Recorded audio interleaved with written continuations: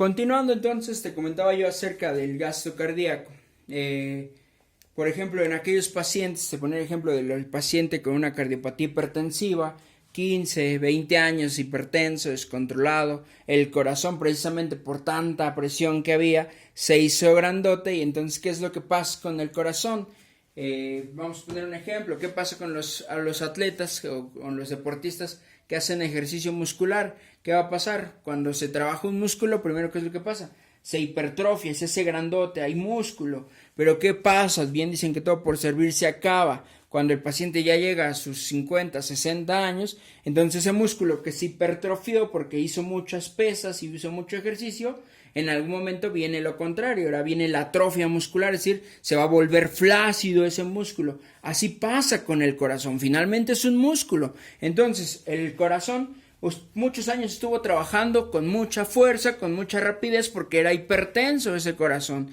Y entonces, ¿qué pasa?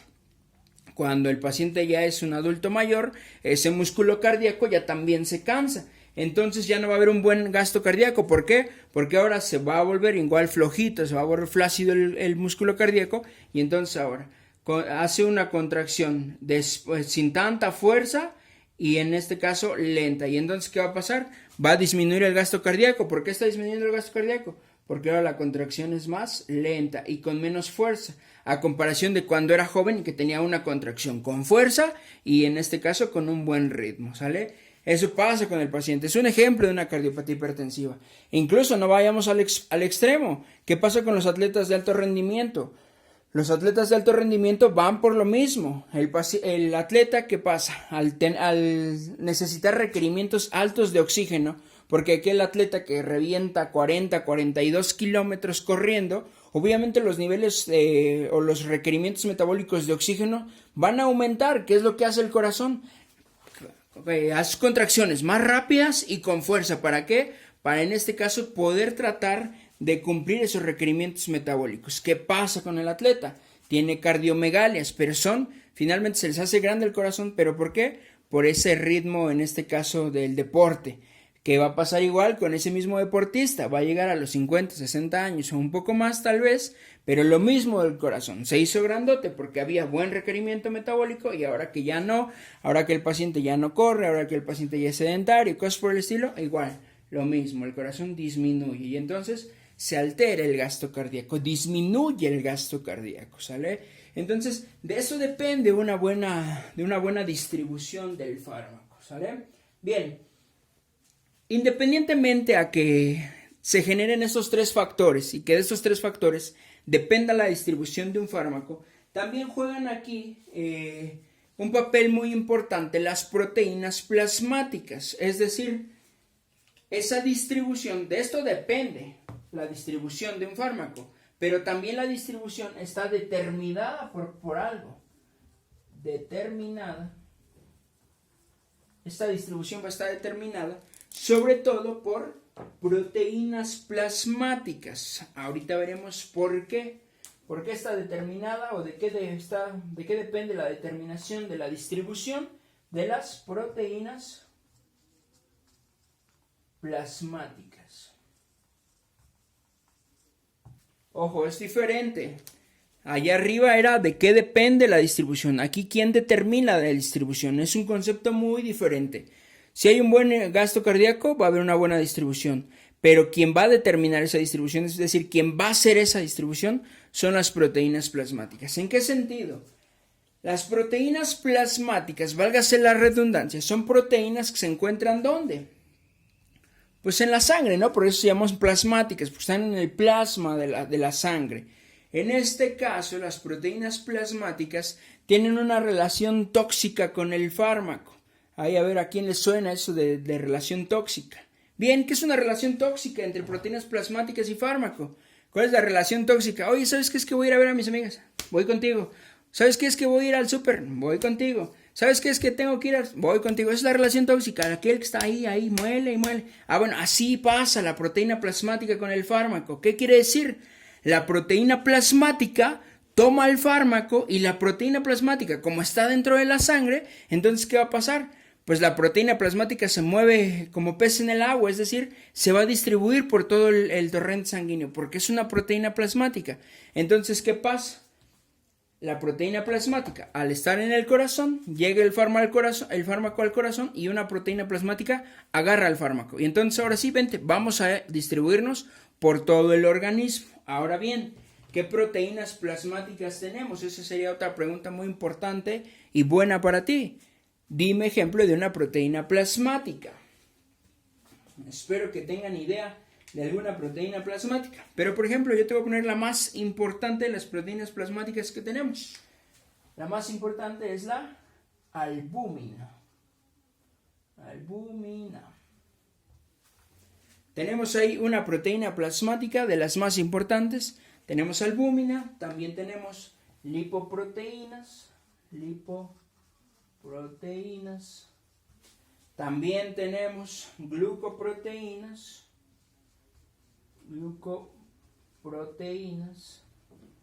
específicamente glucoproteínas A1, y también tenemos globulinas, específicamente A y B, globulinas A y B. 4 proteínas plasmáticas importantes que estas determinan la distribución del fármaco. Tenemos albúmina, lipoproteínas, glucoproteínas A1 y globulinas A y B. Esas son las proteínas plasmáticas más importantes que se van a encargar de transportar un fármaco. Recuerda, ¿qué es la proteína plasmática? Ese es el fármaco, el plumón verde es el fármaco. Llega al torrente sanguíneo, en este caso llega al corazón. ¿Qué va a pasar? Las proteínas plasmáticas van a pasar, toman al fármaco, toman en este caso a quien van a distribuir, y entonces ahora sí, como es una proteína que pertenece a la sangre, va a empezar a circular por todo el organismo, pero lleva ¿a quién? Al fármaco. ¿A dónde lo lleva? Al órgano diana. ¿Sí me explicó? Entonces eso se encarga las proteínas plasmáticas. Nada más ahí como un dato importante, depende de la proteína plasmática. Perdón, una falla técnica, ya está solucionada. Entonces, las proteínas plasmáticas se van a encargar de distribuir específicamente un tipo de fármaco. ¿Qué tipo de fármaco? Es decir, la albúmina se va a encargar de distribuir fármacos ácidos con un pH ácido. Las lipoproteínas se van a encargar de distribuir fármacos, en este caso bases, con un pH base. Las glucoproteínas asimismo se encargan de los medicamentos ácidos, y las globulinas A y B también se encargan de los medicamentos con un pH base. Ese es un dato importante. Puede ser pregunta de examen. ¿Qué proteína plasmática transporta fármacos ácidos? Bueno, ya tienes dos opciones, albúmina y glucoproteína A1. ¿Sale? Entonces, eso es la distribución, ¿sale? La distribución es el cómo se reparte, cómo llega ese fármaco al órgano diana, ¿sale? No. Bien. Continuando entonces, una vez que se distribuyó el fármaco y lo más importante, llegó al órgano diana, eso es lo más importante, que el fármaco llegó al órgano diana, ahí llegó a actuar al órgano diana. Una vez que actúa en el órgano diana, finalmente el fármaco va a ir actuando poco a poco, es decir, no va a llegar todo el fármaco de golpe, o sea, esos 75% de biodisponibilidad, recordemos que teníamos el 75% de biodisponibilidad, porque fue vía oral. Ese 75% no va a llegar de golpe y actuar directamente al órgano blanco. ¿Por qué? Porque finalmente no es capaz el órgano blanco de, en este caso, absorber o en este caso generar la acción de ese 75%. Tiene que ser poco a poco, y también de esto depende de la duración de acción de un fármaco. Por eso es que un fármaco lo podemos dar cada 4, cada 6, cada 8, cada 12, cada 24 horas, porque también depende de cómo actúe el fármaco y en este caso cómo se vaya distribuyendo y redistribuyendo.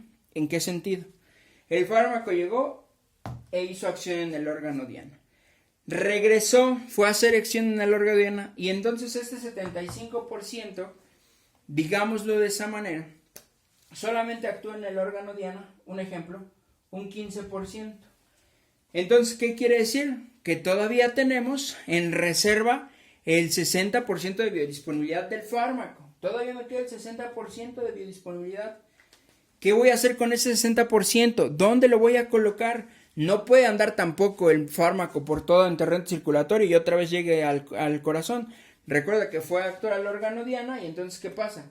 Se mete entonces por la circulación de regreso hacia la cava nuevamente para volver a redistribuir. Ahora bien, el hígado recuerda que se quedó con ¿cuánto quedamos aquí? Un 15%. Recuerda que el hígado se quedó con un 15% de todo el fármaco. ¿Para qué? Para que este hígado me sirva también como reservorio. ¿Qué quiere decir? Que estos 60% van a llegar y se van a empezar a almacenar aquí en el hígado. Y entonces aquí en el hígado a lo mejor se almacenan ya no el 60%, llega aquí y se almacena el 50% de esos 75% de biodisponibilidad. Quiere decir que nos faltan 10%. ¿Hacia dónde se fue el otro 10%? Nuevamente se metió al corazón. ¿Para qué? Para que el corazón nuevamente hiciera su hematosis y volviera a redistribuir. ¿Qué quiere decir? Volvió a ir a hacer acción al órgano diana. Entonces ya nada más nos queda el 50%. ¿Qué pasa? El hígado sirvió como reservorio. Entonces, una vez que hizo acción este 10%, el hígado deja liberar otro 10%. Ya nada más le quedan 40 en el hígado. Y entonces van otros 10 hacia allá. Y entonces va nuevamente al órgano blanco o al órgano diana y hace acción. Ya hizo acción, suelta otro 10% y ahora ya nada más tengo 30% en el hígado. Lo que quiero que me comprendas es que el hígado, por eso es que se llevó la mayor tajada del pastel, porque el hígado también me sirve como reservorio del fármaco. Entonces va a ir reservando el fármaco para que poco a poco vaya a ir liberando ese fármaco hacia el torrente sanguíneo y entonces este empiece a volverse a redistribuir. Por eso se llama que hay una redistribución, porque finalmente se vuelve a distribuir el fármaco, pero ya no en su totalidad. Llega al hígado, sirve como reservorio y entonces el hígado poco a poco va a ir mandando porcentajes de fármaco hacia el corazón y haya una redistribución, ¿sale? Espero que haya quedado claro en esto, porque ya no lo escribí, nada más te lo expliqué.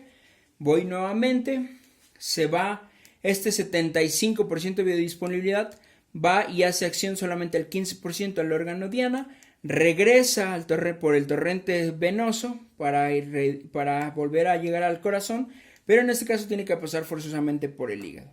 En el hígado es un órgano que va a servir como reservorio. Recuerda que nos sobraban 60% del fármaco de biodisponibilidad. Entonces el hígado sirve como reservorio y almacena el 50% de esos 60 que tenía. Y el otro 10 lo manda nuevamente al torrente sanguíneo, al corazón. ¿Para qué? Para que el corazón se redistribuya el fármaco y vuelva a hacer acción en el órgano diana. Regresa nuevamente por el torrente y otra vez agarra otro 10% y ya el hígado ya no se queda con el 40% y vuelve a redistribuir para ir a hacer acción en el órgano blanco. Y también de esto depende lo que te comentaba yo, qué tanto puedo espaciar un medicamento. Es que se da cada 12 horas, cada 24 horas. ¿De qué depende? Depende mucho de esto, de esta redistribución que haya, ¿sale? Entre más haya, digamos así, entre más tenga redistribución, el periodo de, digámoslo así, de acción va a prolongar, ¿sale? De hecho, se llama la vida media del fármaco, va a aumentar. La vida media es decir, cuánto vive dentro del organismo en lo que se termina de redistribuir, ¿sale? Entonces, esa es la parte de distribución. Si hay alguna duda, lo checamos, checan este video, la videoclase, las dos, parte 1 y parte 2 de distribución, y si hay dudas las aclaramos en una videoclase o en una videollamada en Google Meet.